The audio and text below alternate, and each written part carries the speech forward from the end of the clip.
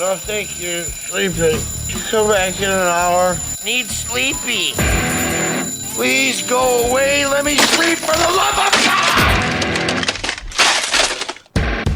It's now time for the Billy C. Morning Show, part of the Billy C. Boxing Network. Interact with the show at BillyCBoxing.com.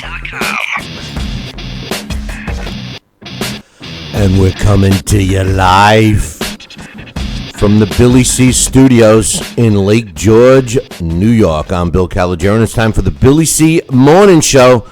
Good morning, everybody. I hope everybody's doing all right. I hope everybody had a safe and happy Memorial Day holiday weekend, long weekend. Hope you didn't, I know a lot of people like to blow off fireworks, so I hope you didn't blow off any parts of your body having some fun. But anyway, today's show is being brought to you in part by Sal's Neighborhood Pizzeria and Italian Restaurant. Listen, if you're looking for the best Italian food, forget about the pizza. The pizza is the best on the planet. But if you're looking for the best Italian food, check out Sal's Neighborhood Pizzeria and Italian Restaurant, located in beautiful, and I say beautiful, St. Simon's Island, Georgia. Give them a call, 912-268-2328. See, I'm saying it nice and soft. 912-268-2328. Or you can see the menu and drool over it by visiting the website, www.salsneighborhoodpizzeria.com. Trust me, it's worth the trip. Today's show is also being brought to us in part by JKJ Boxing Magazine. And why aren't you subscribed to it? Why haven't you subscribed to it? It's for free. That's right. You don't have to take out a mortgage or a second or a third mortgage to get this magazine. It's a magazine filled with great stories and photos, and you could get it for free right now. All the information, visit our website, www.BillyCBoxing.com, and click on the JKJ Boxing Magazine cover, which is located on the right-hand side. The new one is about to be released, so sign up right now. You get it for free. You can have it shipped to your house as long as you pay the postage. The magazine's for free. You might have to pay the postage or download it. JKJ Boxing Magazine. And today's show is being brought to us in part by my book, Tom Molyneux, From Bondage, The Baddest Man on the Planet, is available right now where all good books are sold. And you could literally get a copy of it right now by visiting BarnesandNoble.com or Amazon.com. Find out why we got a 5-star rating across the board. Now, if you're looking for signed copy, you can go to our website, www.BillyCBoxing.com, click on the book club section, and follow the directions. Or if you're heading up to the International Boxing Hall of Fame weekend festivities, which is coming up, man. It's not this weekend. It's the following weekend. You can find me on Saturday morning. I'll be doing the card show. I'll have a table, sharing it with my man Jim Curl, and I'll be selling the book at a discount price and sign it for you right there. So check that out. Hey, coming up later in the week, we got this week's Blast from the Past is going to feature Smokin' Joe Frazier. That's right, Joe Frazier is going to be our Blast from the Past this week. We've been following a trend where, where we're trying to touch on some of these all-time greats that you've heard of. You know, Alex and I a lot of times go down the path where you might not have heard of these guys, but I'm sure you've heard of the more recent ones we've done. So make sure you tune in for that. Hall of Famer Larry Hazard scheduled to join us, all that stuff. Tomorrow, actually, I'm off by a day. We got some fight results I want to talk about. I got some other sport results I want to talk about. And my topic of today, Sugar Shane Mosley, man. I mean, one of my all-time favorites. I loved him as a lightweight. It's over. Put a fork in him. It's over. And joining me right now, somebody that has some insight on knowing when to say when, or maybe not knowing when to say when, is my man Sal Rocky Senecola. What's up, Sal? Hey, Bill. Good morning. How are you? Oh, not too bad, my man. Not too bad. And just before we came on air, we started talking a little bit about the Sugar Shane Mosley fight. And just to get everybody caught up, David Evanesyan improved to 22 wins, 1 loss, 1 draw, with 11 coming by knockouts when he retained his interim WBA welterweight title by a unanimous decision over Sugar Shane Mosley. The way the judges scored it, two saw it 117 to 110, one had it 114, 113. Now, I can't even say this guy's name. I don't know why. Aviensin. Aviensin. He is scheduled to fight the winner of Keith Thurman, Sean Porter. And Sal, watching this fight, for me, it was kind of bittersweet because Sugar Shane Mosley was always one of my favorite fighters. Now, he's 44 years old, and Steve Kim, who was doing the commentating, one of the guys doing the commentating, who I know very well, I tell you what, I don't know who else was doing the commentating, but thank God for Steve Kim. He was the only one that actually knew what the hell he was talking about. But the truth of the matter is Steve said a really good statement.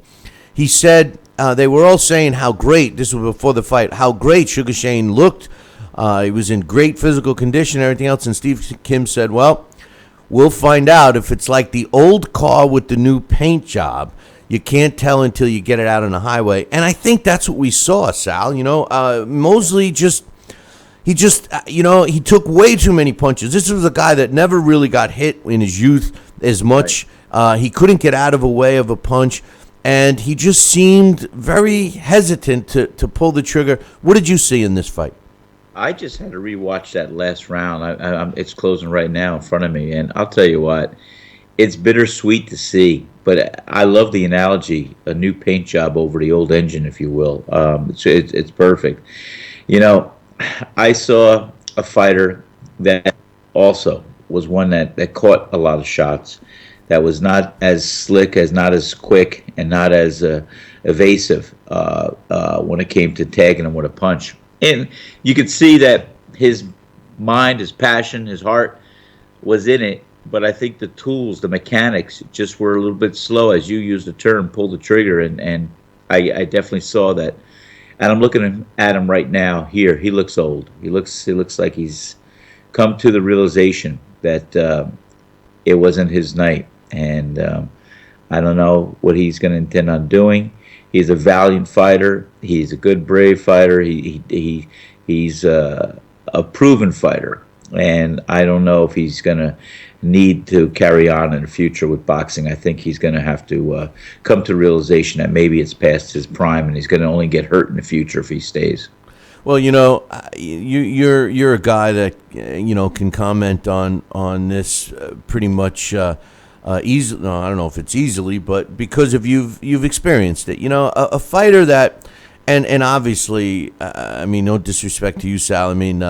Sugar Shane Mosley has, he accomplished a lot of things in his career, and he was able to go on with an active career, obviously longer than you. But the mindset has to be very similar. You had a long layoff, longer than most. A couple of decades. But when you were getting back in shape, you had admitted. After the fact, and we've talked about it so much since, that your body, wasn't used to the training, and you shed a lot of weight, and you took it very seriously, and you gave it your all, Sal. We all know that from a friend, personal level. We all know the sacrifices you made, and what you accomplished was exactly what you set out for.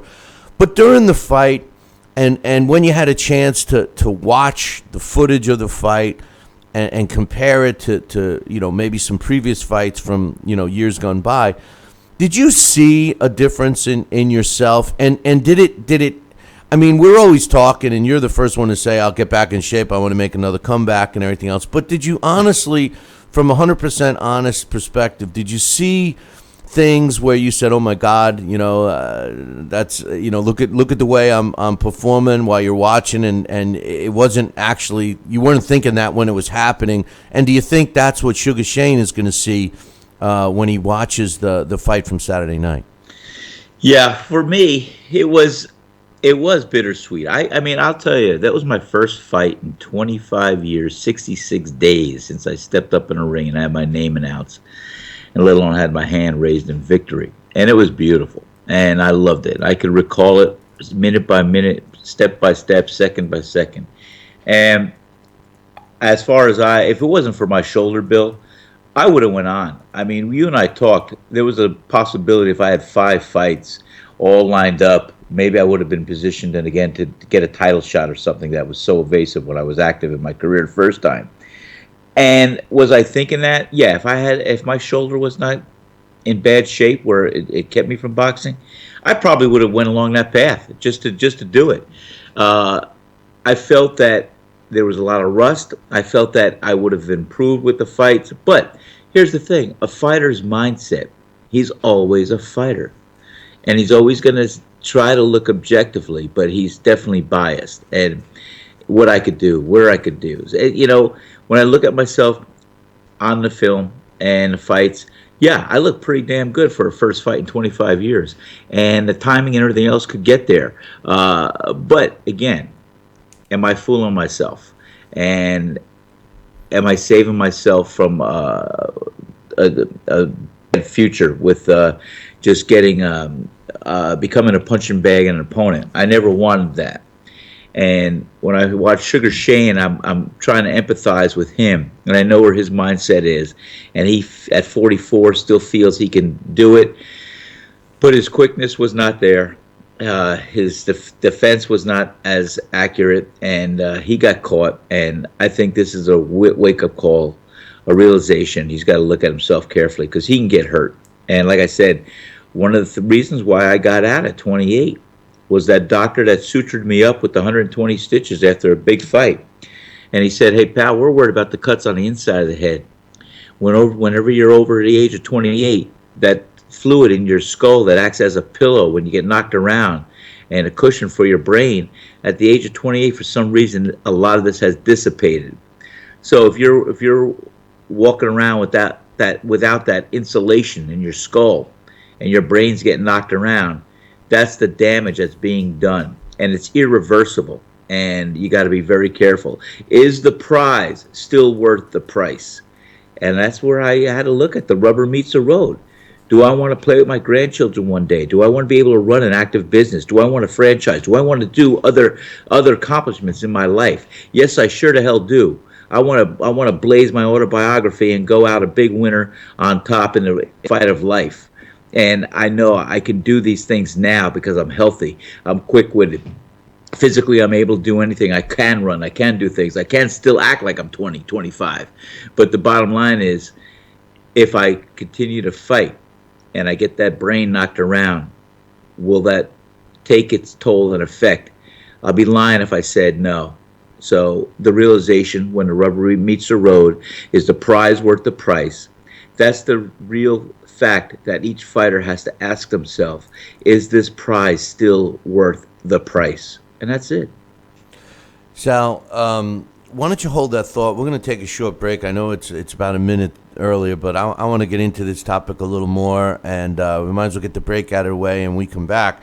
I got some other questions for you. We got the rest of the fights to talk about. We also got some exciting stuff in other sports going on, especially in the NBA finals, or at least the tickets are punched for who's going to be in the finals. The Stanley Cup playoffs have started.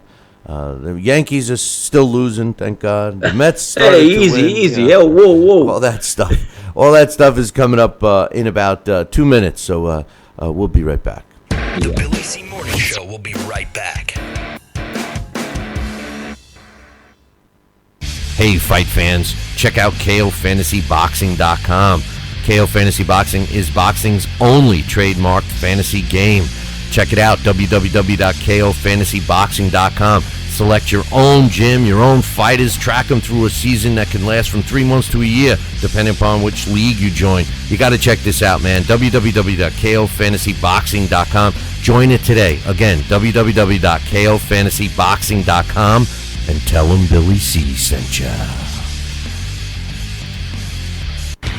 Check out BillyCBoxing.com now, or feel the wrath of the mighty mustache. Oh, that hurts. Why are you doing that to my face? I hate you. That's BillyCBoxing.com. Consider this your warning. Now, back to the Billy C. Morning Show. Interact with the show at BillyCBoxing.com. And we're back. You're listening to the Billy C. Morning Show. Glad you could join us. Today's show is being brought to us in part by JKJ Boxing Magazine. Check it out. The new issue is coming out soon, so you can get a copy of it by visiting www.jkjboxingmagazine, or actually visit our website, billycboxing.com, and click on JKJ Boxing Magazine. That's your easiest way, because I don't think there is a JKJ Boxing Magazine link. Today's show is also being brought to us in part by Sal's Neighborhood Pizzeria, an Italian restaurant located in St. Simons Island, Georgia.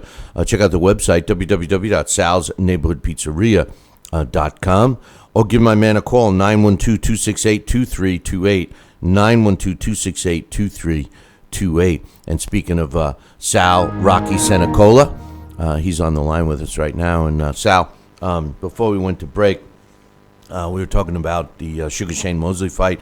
And, did he push the envelope too long and everything? And you said, watching your fight, you were rewatching your Guinness Book of World Record breaking fight when you made your comeback, that you were saying, well, you were rusty and your timing couldn't come back. And, bottom line is the prize worth the price. And my realistic question to you is, can the timing come back? I mean, when, you can work out and train and be mentally and physically in the best shape of your life. But the truth of the matter is Father Time is a battle that no one can beat. At least no one's beat it yet. And I think that what we saw on Saturday with Sugar Shane Mosley was not him so much battling his opponent, but him battling his opponent and Father Time. Because like Steve Kim said, he looked good. He looked like an old car with a fresh paint job. He looked good in there physically. But when he was, throwing punches, he clearly didn't have the speed he used to. You could tell that his mind wanted to do something. His body was not reacting. But more importantly, he was getting hit with some shots. And I think his experience and his world championship caliber, experience and the opponents he faced made him go to distance in that fight. I personally thought the fight was a little closer than two of the judges had it. But I think the result is the same. It's time for him to walk away. I feel you're right. And, he had a good performance against Cotto, which was not that long ago. But at that point, I think that Billy, still there? Yeah, no, I'm here. No, we had some issues with our sound, and that's just me knowing that the sound system is back. But go ahead. I'm sorry. Okay. Go ahead. Good. Okay. I think that he's got to really look in the mirror and see what he wants to be doing 20 years from now. Whether he wants to be shuffling his feet on the ground, walking slow and slurring his words, or if he wants to be able to be articulate and do other things. Because that's what I'm saying. The prize has to be worth the price. And I can only speak what's in my heart and my passion, my love for life and quality of life. And I'll tell you the truth. I think he should really look and retire, because I saw him get caught with shots. And I think Sugar Shane Mosley is a class act. I think he was a great fighter. But, like you said, it's time to close the curtain and turn the page. Each fighter has that wake up and that realization, some later than others. And, when you look at the quality of life as you get older, as you and I get older, I mean, it's a question. We could see ourselves at 44. He can't see us at 56 and 58 or 60. And I think it's time that he looks at other venues, maybe within the fight game. I don't want to see him get hurt. Well, I think, I would love to see him enjoy his. He's always done very well with the ladies. Let me tell you, he's always had some hot women, and his new girlfriend is no different. And I would love to see him enjoy, some time with her. And I can't help but think a couple of things. Number one, there were rumor that when he split up with his wife, that there was some financial issues going on, and that's why he continued fighting to try and get back on track there. I think after I saw some of the sideshow stuff, like, for example, the promotion company is basically his and his girlfriend's. He's the main guy of that promotion company. That's exactly what Oscar De La Hoya did with Golden Boy. He kind of started out as being the main guy and built up a promotional company around him, and we see what's happening with them today. And maybe that's what Sugar Shane Mosley's going to do. Obviously, he doesn't have the resources that Oscar did, but I could see that. And I also saw another thing, and we could beat this fight to death, but I also saw another thing that was actually a pleasant surprise, and that was Roberto Duran in the corner for Sugar Shane Mosley. Now, I don't know if Sugar Shane was doing this for PR or what, and I don't know how much Roberto Duran helped Sugar Shane or not, but I will tell you this, Sal. Roberto Duran missed his post-boxing career calling. I think that Roberto Duran should have gotten more into training. He seemed so comfortable and fluid in there, and I could see the frustration on Roberto Duran. And it must be the same frustration a lot of former fighters that were accomplished in any way, shape, or form have when they're dealing with a fighter they're training, and they're trying to get them to do something they're telling them, and the fighter isn't responding. You could see the passion in Roberto Duran. You know, if he was younger, he would love to go in there and do it. I wish Roberto Duran got into training. Who knows how successful he could have been. Any thoughts on that? You know, it's a funny question because myself too, I feel there's so much. You see, here's the thing. When a fighter is so accomplished, has such a input from trainers and really has honed in on his skills, and he can turn it around and share it with other fighters. But, you know, it's like, why? What, again? You get so caught up in a moment, and some fighters are able to do that. And some fighters are still fighting themselves, and I'm going to share this with you. A lot of time, fighters have a lifelong battle with themselves, proving it to themselves. And if they can get past the me, they can enjoy life. They can go on. They can do other things. And I think that, not saying that that's Roberto Duran. Roberto Duran, I mean, it was my favorite. I love Duran. I think he was one of the best lightweights, pound for pound, ever to step in a ring as a lightweight. He could do things that were phenomenal. That no one, when you hear this, best fighter pound for pound or best lightweight ever, you know, next to Duran as a lightweight, it's a hard argument for me to listen to. I think Duran had to go through his little walk and journey as I do, as Sugar Shane Mosley is about to start doing, and it's a walk where you are by yourself, and you have to come to terms within yourself as far as where you are, who you are, and what you want to do in the future. And like I said, it's a lonely walk, but it's one that you have to have. And I think Sugar Shane Mosley is going to be going through that path and that process. And who knows what it's going to evolve from there. He can have a little bit of smelling salts and come up and say, hey, this is what I want to do, and have a bright idea. I hope that's the case. And he can make it something that he's passionate about and implement it, and he'll be fine. And he'll go on to conquer other titles, other things, and other challenges, which is what I had to do. And Duran would be a phenomenal trainer. And that's why a lot of fighters, when they're older, they realize they could share some of the knowledge that they could bring back to the ring. And maybe Roberto Duran might want to do this. But then again, he's got to be very careful, very selective, and he wants his brand to be world famous as well. So he's not going to just train any old guy. Well, I'll tell you what. I wish I had the head of hair he's got, let alone I didn't see any grays. I don't know if he dyes his hair or what, but no grays. Roberto Duran looked good, and I thought he did a great job. The rest of that card, and you got to give a lot of credit to David Evanescen. He did punch his ticket to get to fight the winner of Sean Porter and Keith Thurman, which, you know, no disrespect to David Evanescen, he just has no chance of beating either one of those two guys. So, I'd enjoy the interim belt as long as he's got it. Also on that card, Sugar Shane Mosley's son, Shane Mosley Jr., improved to 7-1 with 5 knockouts when he won a 6-round majority decision over Roberto Young. One judge had it even, 57-57. One had it 59-55, and the third had a 58-56, giving it to Shane Mosley Jr.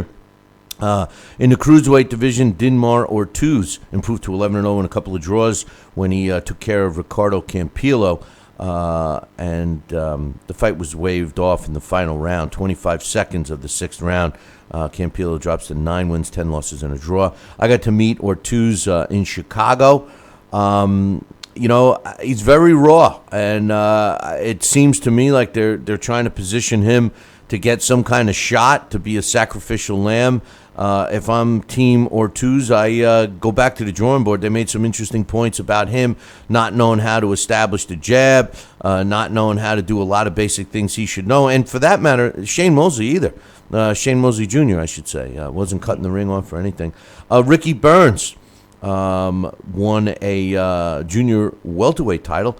He improved to 40 wins, 5 losses, and a draw when he scored an 8th round stoppage over Michel DeRocco, who drops to 40 wins and 2 losses with a draw in Scotland over the weekend. Tyrone Nurse, a British junior welterweight champ, improved to 33 wins, 2 losses, and a draw when he stopped Willie Lyman in the 9th round via a TKO, 1 minute 54 seconds. Lyman drops at 39-5. Also on that card, Anthony Ogogo, the 2012 Olympic bronze middleweight winner.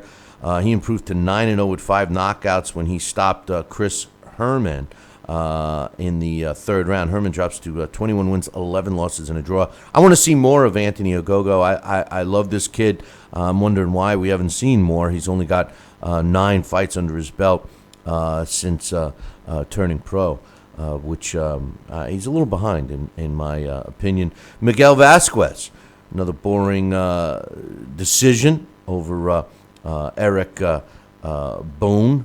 And Bone drops to 16-4 with 8 knockouts. Vasquez improves to 36-5 with 13 knockouts. 96-94, 99-91, 97-93. After the fight, Vasquez says he was going for the knockout. Out of 41 fights, he's got 13 knockouts. I think he's reaching for it, Sal. I don't know about going for the knockouts. This is a decision kind of a guy all the time. Yeah, oh yeah, and you got to fight where you're strong, and that's it. In a pretty meaningful fight, Miguel Flores in the featherweight division remained undefeated, improved to 20-0 with 9 knockouts when he beat Ruben Tamayo via a 10-round decision, 100-90, and 2 of the judges had it the same, 98-92. Tamayo drops to 24 wins and 9 losses. In the cruiserweight division, Krzysztof Ladzarak made quick work of Kai Kawaza to improve to 51-3 with a draw. Also, over the weekend in the flyweight division, Donny Nietes improved to 38-1 with 4 draws when he scored a 5th-round stoppage over Raul Garcia, who drops to 38-4.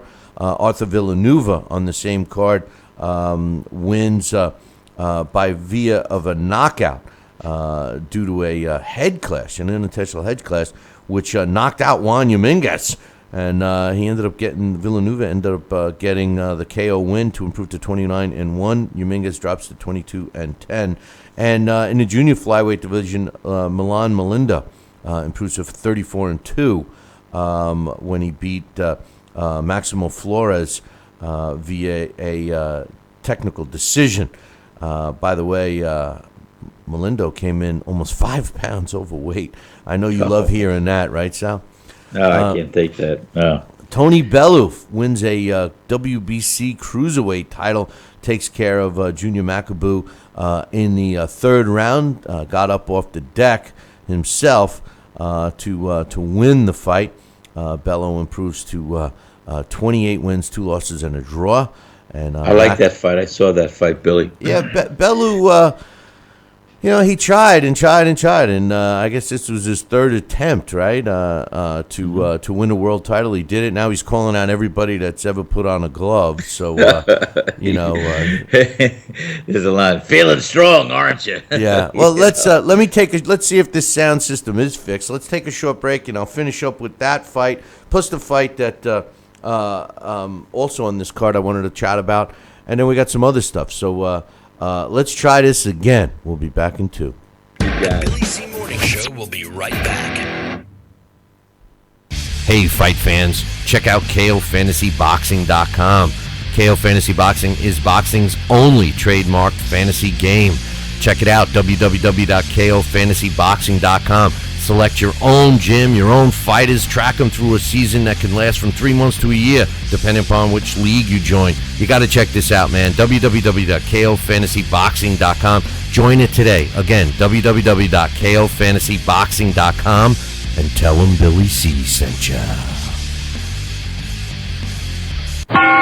Now let's dig into our archives and hear a rare interview when Billy C first became the champion of boxing talk radio. Hello, Billy C. And we're back. You're listening to the Billy C Morning Show, and obviously we're having some issues with the sound system, so screw it. No more breaks. We won't take that chance again, so... sometimes every once in a while you got to say, fuck it. Joining me right now is my man, Sal Rocky Senecola. And Sal, we were talking about the Tony Bellew fight. He stops Makabu in 3 to win the WBC Cruiserweight belt. Now he's calling out Ledebev. He says he will fight Ledebev for the Cruiserweight title, but he won't fight him in Russia. And he also threw out there he'll fight David Haye as well. I just think he was a little excited for winning a title. I think he was a little excited, as he should be. And I'll tell you what, he went out there and he was very dominant in that first round. I liked his combinations. I love seeing that big guy move the way he did, and he was punching with the uppercuts, coming around with the hooks to the body and bringing it upstairs. He looked good. He looked like he was really on a good track, and then he got a little careless, and wham! From a southpaw, when you eat that straight left hand, you don't know where it's coming from. And he found himself right on his seat. He took a seat. He did a roll. And he got up and he just said, hey, you know what? That was humbling. And maybe I better think twice before I think the fight's all mine. And that's what he did. He went out there. He assessed himself. He said, hey, look, I'm going to do it again, but I'm going to be cautious. And he did. He didn't just jump on him like he had the fight won in his pocket. He was a little more able to be patient, pick his shots, and get in, then step back and assess and go back in. So I like the way he did that in the second round, and then we don't have to even go into too much what he did the third round. He just hit him with combinations, and it was inevitable. You saw what he was doing. He was so dominant, and he looked good. He beat Makabu convincingly and just destroyed him in that last third round. You know, he was calling out David Haye, he's calling out Ledebev, but I guess he doesn't realize the rules with the WBC. Gregory Drozd was actually the WBC Cruiserweight champion who had to vacate his title due to injuries. And he's the next guy that Bellew's got to fight because he's been labeled champion of Murtai or champion in recess or whatever. So as soon as he's able, Bellew has to fight him. So... which brings up an interesting thing. I've said this many, many times, Sal, that boxing in the UK, UK boxing is pretty much carrying the sport of pro boxing on its shoulders. I feel they have been for quite some time. And I think the indication of currently with the win by Bellew, there's now double-digit UK boxing world champions. There's 13 to be exact. But here's the thing. They happen to have some really good fighters in the glamour divisions. Being the heavyweight division, they have 2 of them, Tyson Fury and Anthony Joshua. The middleweight division, Billy Joe Saunders. The welterweight division, Kell Brook. And in the lightweight division, they have Anthony Crowler and Terry Flanagan. Those are all the glamour divisions. And then, of course, DeGale and Tony Bellew, like we mentioned, Liam Smith, Ricky Burns, etc., are all also world titleists. But, I couldn't help but go back. We're trying to stop talking about boxing of yesteryear, right, Sal? But no, check this out. Why not bring it up again? Back in the day, right? And this was even before you, all right? Back in the day, there were 8 divisions, right? There were 8 divisions in the sport of boxing. So that meant that we had, at the max, 8 world champions. 8 divisions, 1 world champion each. We'd have 1 number 10 ranked contender in the middleweight division, right? So you'd had 8 champions. I went and did a quick count after the Bellew fight yesterday or Sunday, I did a quick count. As of now, just counting the main sanctioning bodies in 17 weight classes, and I'm probably off by a few. So this is just a rough, count. 73 world champions, Sal.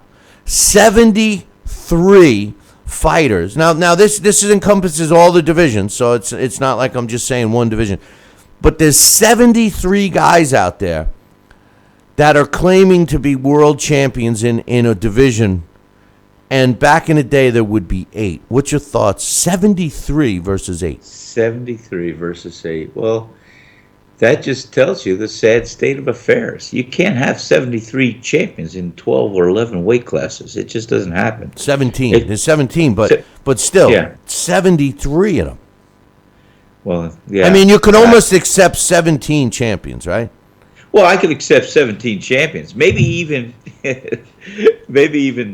34. No, I'm teasing, right. But, no, I know. But I mean, know, it's funny. So for every last week. Well, that's the whole thing too. The expanded weight classes. You got super lightweight. You got junior welterweight. I mean, the same pound. It's just crazy. Well, I didn't break them down like that. So super lightweight and junior welterweight, in my opinion, is the same weight class. Weight class. Right. That's what I'm saying. It's just a matter of who's designating that weight class, the WBA or the WBC. Right. What do they call it? What title? But I didn't break them down there.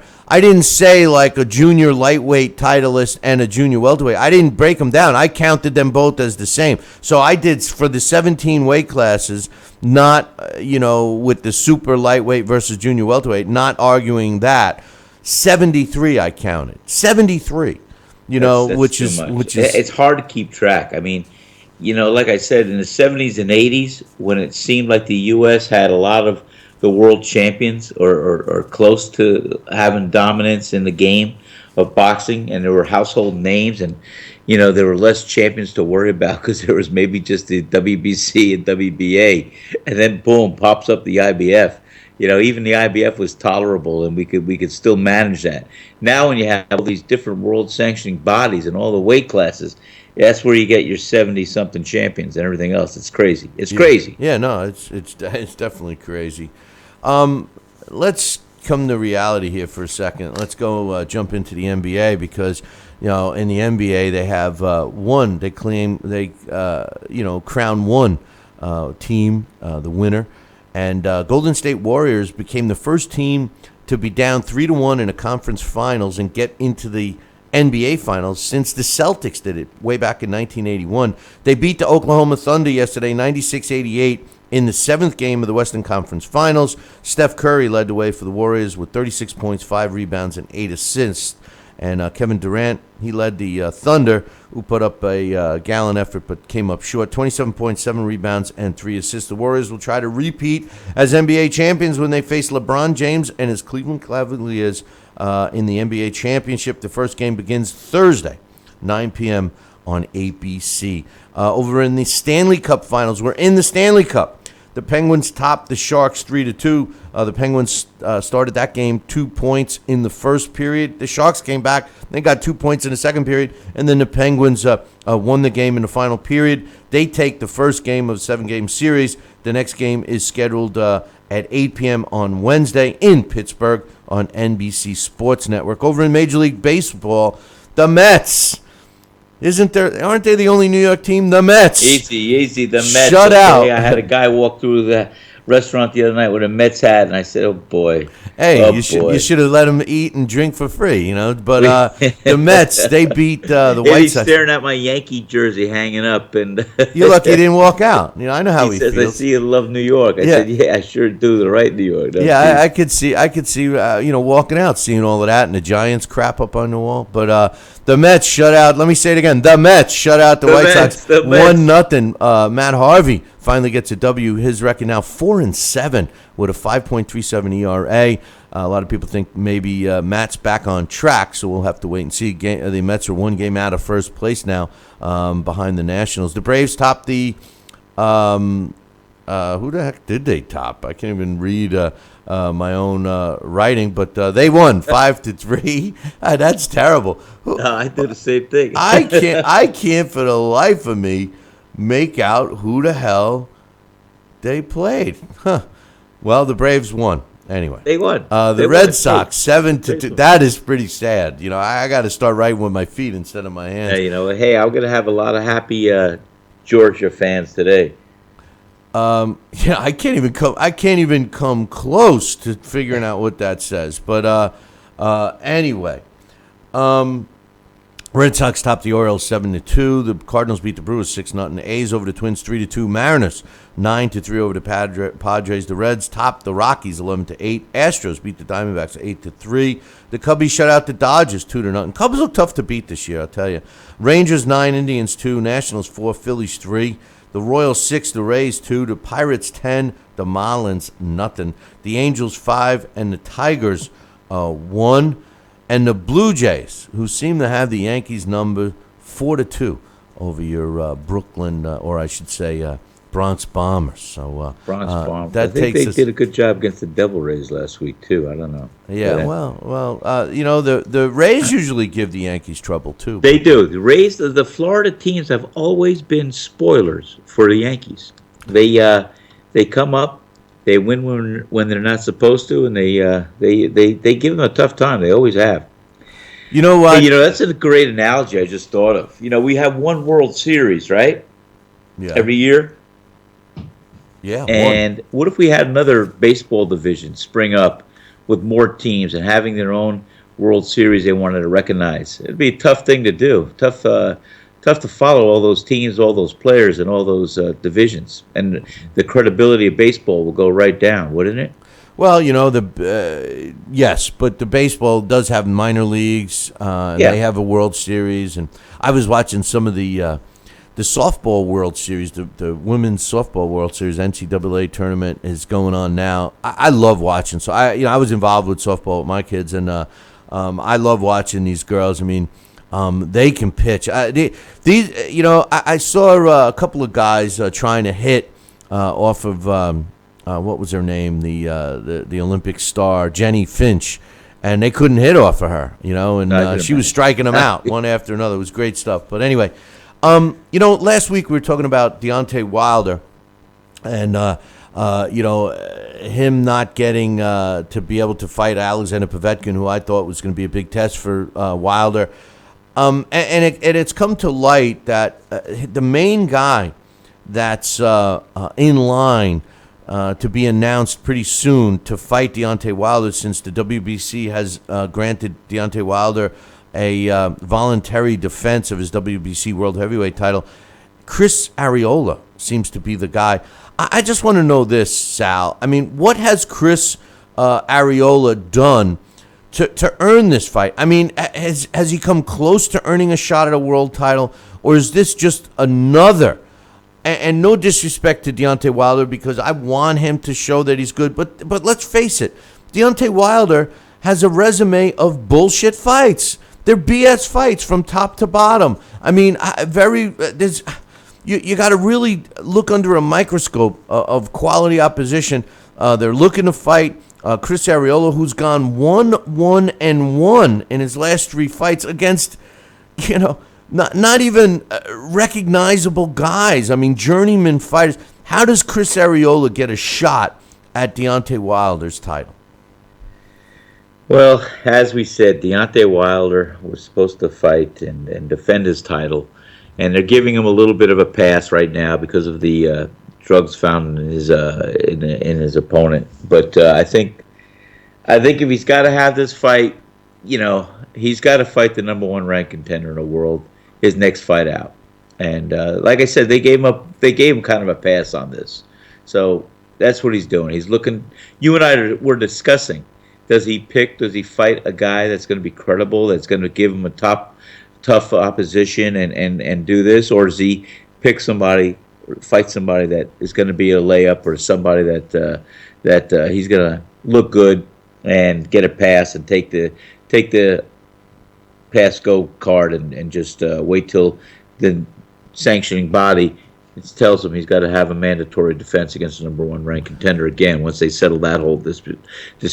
Yeah, but you know what, Sal? It's BS because That here's is a guy. BS. Here's I a know guy that that. pounds on his chest saying he's the best heavyweight in the world. No, And you know, years be ago, humble about it. listen, I don't care that years ago, or I wouldn't care if Deontay Wilder picked a layup here and there, but he sprinkled in some quality opposition along the way. This is a guy that fights 3 times a year. This is a guy that you have to. I mean, if we give him credit for beating Stavern. And a lot of people feel, including myself, that Stavern really wasn't that good. Who else is on his resume? I mean, this is a guy that, I mean, the biggest win is his last win, in my opinion, Artur Spitska. I give him a lot of credit for that win. But aside from that, I mean, you can't pound your chest and say you're the best, Sal, when you're not even fighting anything close to being the best. Chris Arreola, 5-6 years ago, was a conversation of being a top heavyweight. No more. The guy doesn't train. He's eating tacos and drinking Coronas. I mean, he laughs about it. He's become a punching bag. Deontay Wilder is going to have no trouble with Chris Arreola. This isn't a test.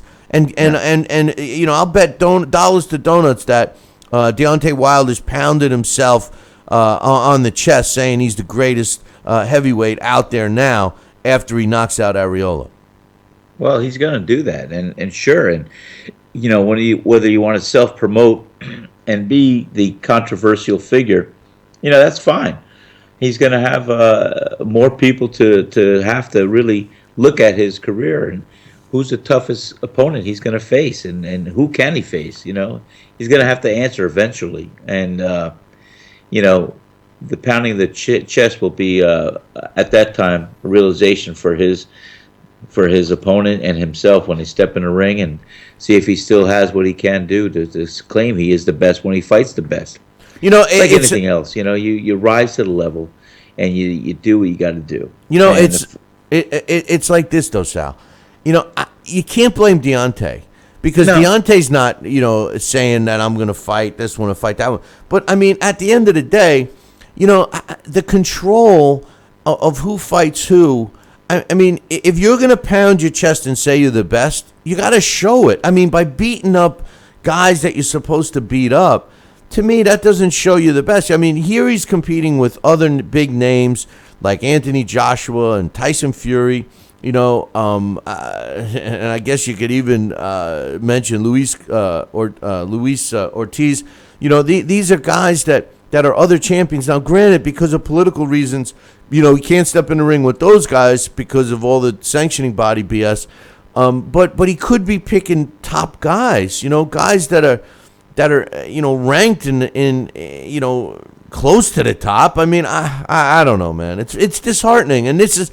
It's not just Deontay Wilder. This isn't. I'm not knocking him. It's just the way the sport is. How do we expect people to give a crap about the sport of boxing when you look at the fight? All the fights this past weekend.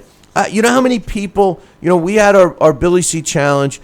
More than half of the people got 10 out of 10 fights right. 10 out of 10. It just shows you that they're so predictable. It's bullshit, Sal. Yeah, Bill, believe me, it puts a stake in my heart with the state of some of these matches and what's going on. Because, like I said, from the era that you and I can tout as being one of the greatest times of boxing, you saw champions. When they pound on their chest, they wanted the next best person out there to say, hey, I'm going to beat you, and I'm going to show the world that I'm the best fighter in this weight class. That's what you got, Well, let's talk about a guy you do like, Triple G, and I like him too. Now, of course, Canelo Alvarez has chumped out and pussied out and talked all kinds of shit about how great the Mexican fighters are, and he says they don't F around, and he was ready to fight him that night. And oh man, I mean, there was a plethora of comments that came from Canelo after the mic was in front of him. But then after the 24 hours, he a lot of things changed, including him giving up his belt. And he claims he was trying to make the fight, and it doesn't seem like they're anywhere close to making the fight. And then there was some rumor that Triple G might fight Danny Jacobs, which I feel is a really good fight. Daniel Jacobs has got the WBA middleweight belt. He's 31-1. Just another step for Triple G unifying those titles. But it was announced that it looks like Daniel Jacobs, much to the rumor mill that was out last week, it looks like he's almost signed, sealed, and delivered to fight in July as the co-main event of the Leo Santa Cruz Carl Frampton fight, which is taking place in Brooklyn, with a rematch with Sergio Mora. What's your thoughts on this? Where you got a guy like Daniel Jacobs, who's on a fast rise, could make a substantial money payday, but once As the again, new champ, can we ask you a few questions? Why, certainly. what the heck That wasn't me. No, I don't know how that was bizarre. That was that very was revealing. listen, I'll tell you what that was. That was the sound system picking up where it left off before. That was totally wild. That was totally wild. Hey, But, that was almost good timing. It was. It was almost like I clicked it. But I don't even. That really caught me totally off guard. But Daniel Jacobs. I think a fight with Triple G doesn't lose anything by even if he comes out losing the fight. He doesn't lose anything. He's still where he's at. A rematch with Sergio Mora. Although, if you asked me if that was a legitimate fight after the fight, I would have said yeah. But the chain of events now, I like the Daniel Jacobs Triple G fight. I think that brings both of these guys some recognition. But once again, Lou DiBella, who's so-called the promoter of this fight, is going with Sergio Mora. I think it's another example of how these fighters today pick the easiest route possible. Sal, here's the difference. When I'm listening and I'm following, and sometimes I even look in the chat room here too. My mind goes off in these different. What can we use to analogize, or what like I did with the baseball, what I did here in other sports. Well, look at the way the old mindset, the old westerns you and I grew up on watching. Hey, you had the fastest gun alive. You had somebody that thought they were faster seeking this guy out. I remember Glenn Ford. I think it was called The Fastest Gun Alive. And here he's in the movie. He was a retired gun hand, and because he was tired of people coming up to him saying, "Hey, I can beat you." But that's the mentality, the mindset. That's what the passion, the heart. Hey, guess what? I'm the fastest gun in the world. No, I am. Well, let's prove it. Let's kill each other and see who wins. Well, you don't see that in boxing anymore. It used to be that a fighter will seek out the baddest man on the planet to try and not taking that phrase from your book. I'm sorry, Bill. And and go to his homeland and say, "Hey, I hear you're the toughest guy to fight. Let's get in the Circle K corral here and see who's the best fastest gun or the best boxer." That mindset's long gone, pal. It's just a realization. There's a few of those warriors still out there, ready. As I said, the old term was prize is worth the price. And there's that equation that you see a lot of these fighters today don't realize. And they don't want that prize worth the price of losing to a better man. That's so true, Sal, because and I try to say that in a lot of ways, with all-time great fighters, and they've all done one thing. They've all tried to do unique things that separate them from the norm. And, that's been my criticism with Floyd Mayweather. The only thing that he's done is remained undefeated for 49-0 and has made boatloads of cash. I mean, he's never fought outside of his comfort zone. Always picks where he fights, always picks the weight, always picks the gloves. I mean, this is a guy that, you're the fastest gun in the West, but you got to use this gun, you got to use these bullets, you got to be this far apart, we got to do it in my town, all those things. It would have never flew.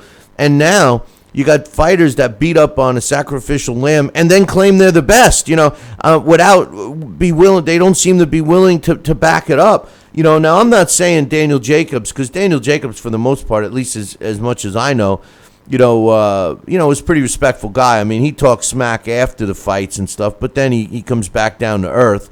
And I don't hear him in the news saying, talking smack about this one or that one. He does what he's pretty much told. They tell him you're fighting this guy and that's that. His biggest win was his annihilation over Peter Quinlan in his last fight.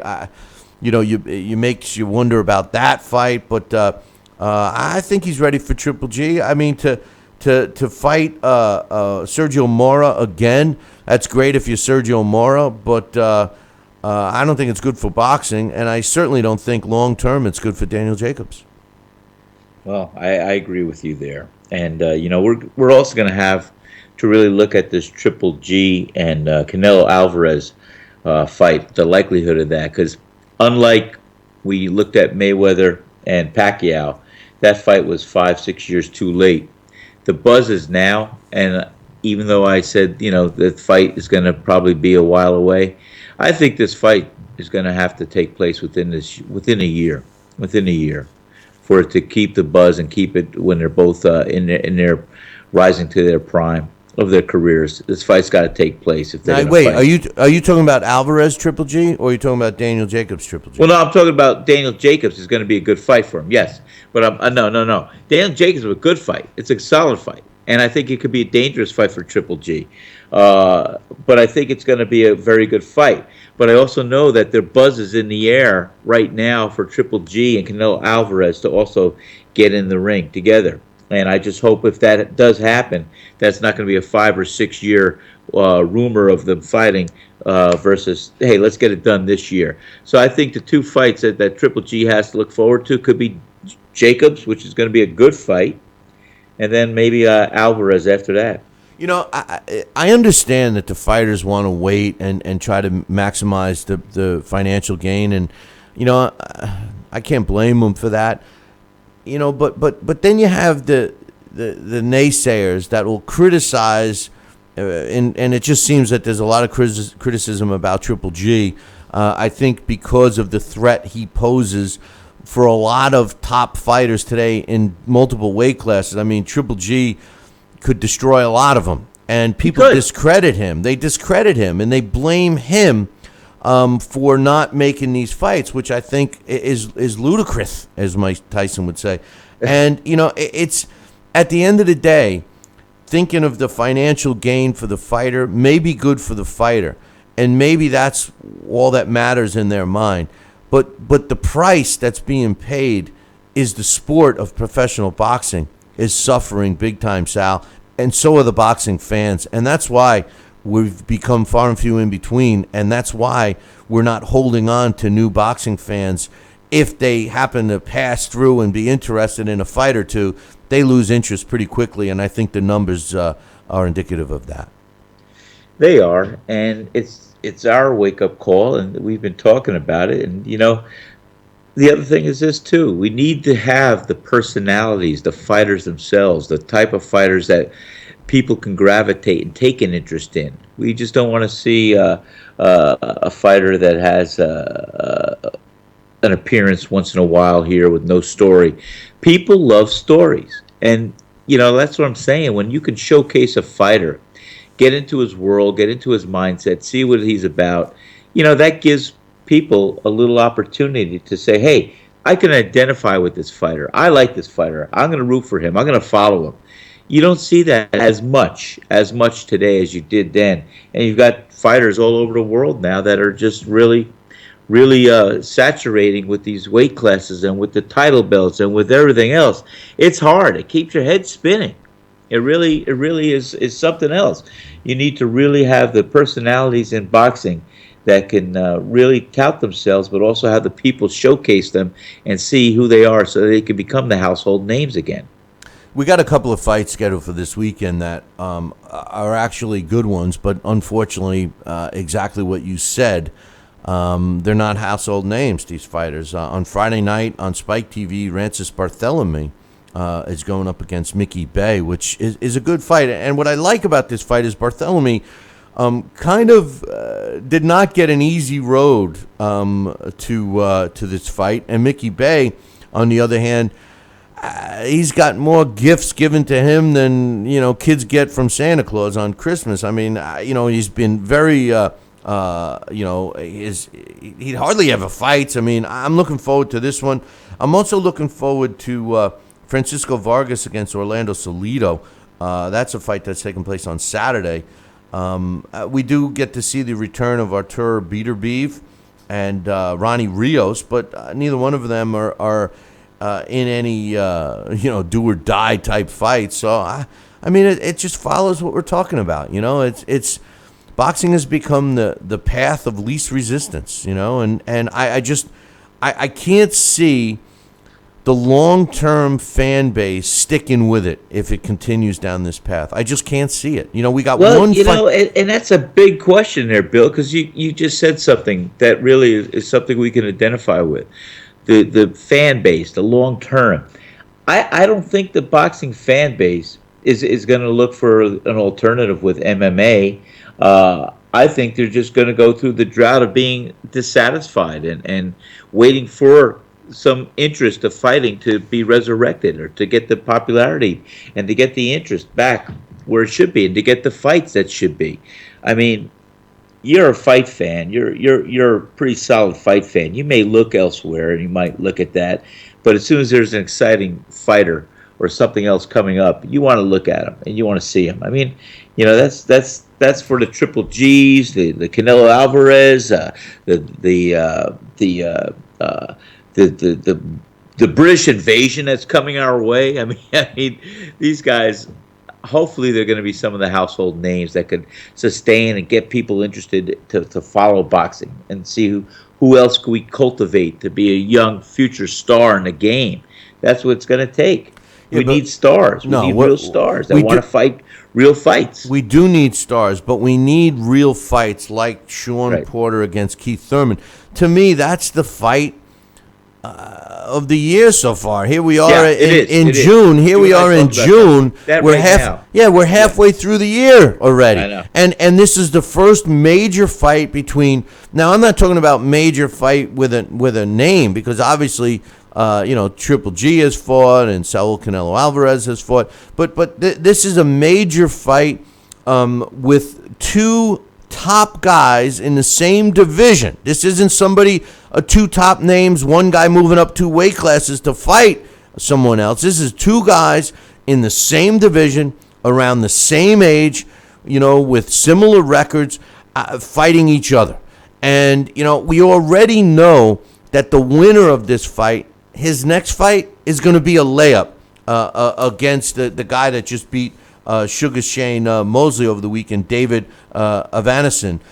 So I mean, so at the end of the day, okay, Anthony Joshua, his last fight was impressive too, I guess. But I mean, at the end of the day, after a whole year, a calendar year of professional boxing goes by, what are we going to have? Are we going to say that there was 4 or 5 top fights in a whole calendar year? That's pretty sad, man.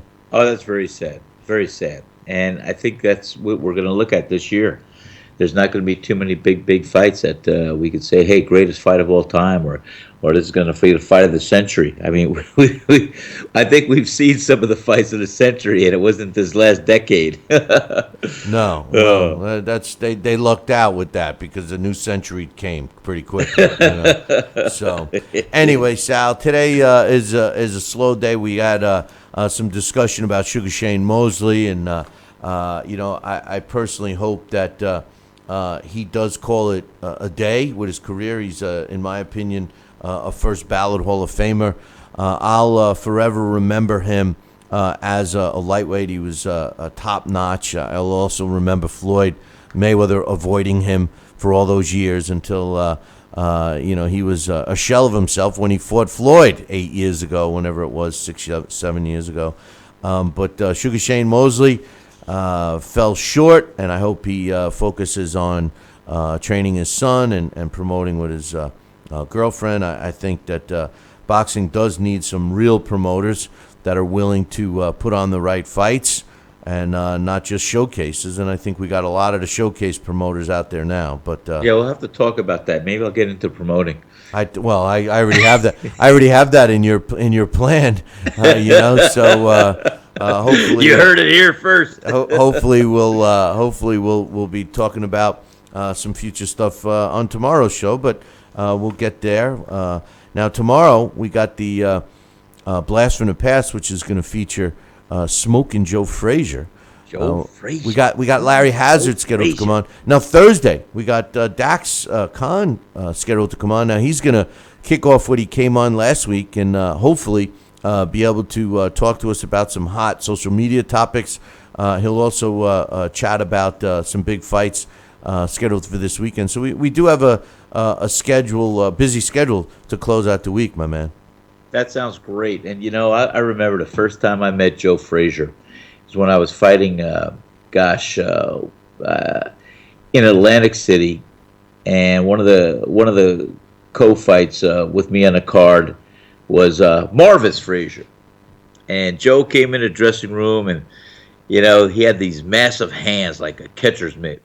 And, and he was just Joe being Joe. Joe was a very, very, very quiet yet smiling kind of guy, and humble. You wouldn't think this guy was a champion of the world just by his actions, because he wasn't full of himself. He was more of a unspoken, untouted champ. Great guy, rolled with the punches literally, and smiled where he could. And I'll tell you, but Joe Frazier was a tremendous warrior. And whenever you think of left hook, you think of Joe Frazier. I'll tell you what. Yeah, it was devastating. We'll be talking about him tomorrow, and I tell you that the last time I saw him was kind of sad, because he had, he wasn't sick or anything, but I met him, and I very rarely do autographs, because I don't, because I don't know, I have my reasons why I don't bother fighters for their autograph or whatever, but I wanted to get Joe Frazier's, and I had nothing to really write on. Somebody handed me a Post-it pad, and I give it to Joe Frazier. I said, "Can you sign your name?"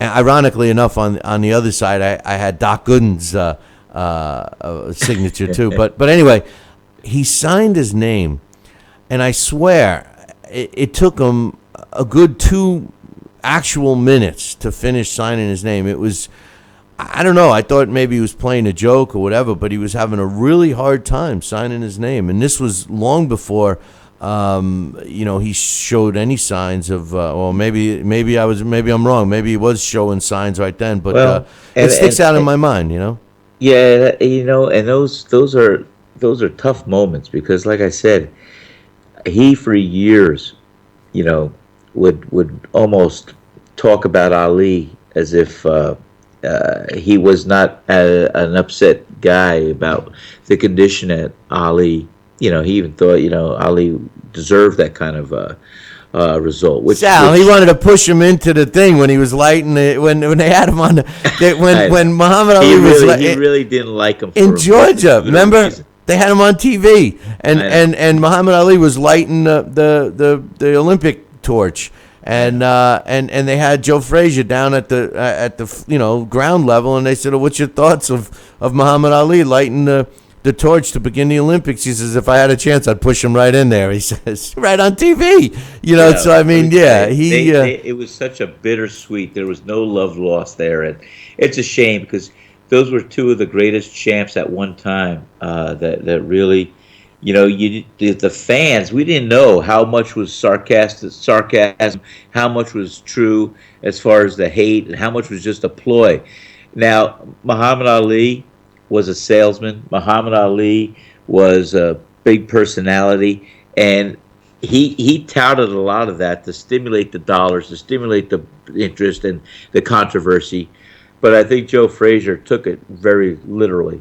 And very literal. But he never apologized to Joe Frazier. He did. But Joe Frazier, in his later years, was cursing Ali and just glad that he was suffering from the ailment he is. Yeah, but Ali never. There you go. Ali, Joe Frazier Ali came down with the same kind of thing and didn't even last that long. Yeah, but from the sufferings of boxing. He came down with inevitably would caught up to him. He came down with cancer, but the truth of the matter is he never did apologize to Joe Frazier. No. He said in a roundabout way, I didn't mean to, inflict pain on him or his family or anything like that. But he never said to Joe Frazier, I apologize. He never said, hey, Joe, it was all about just the promotion. He never said it.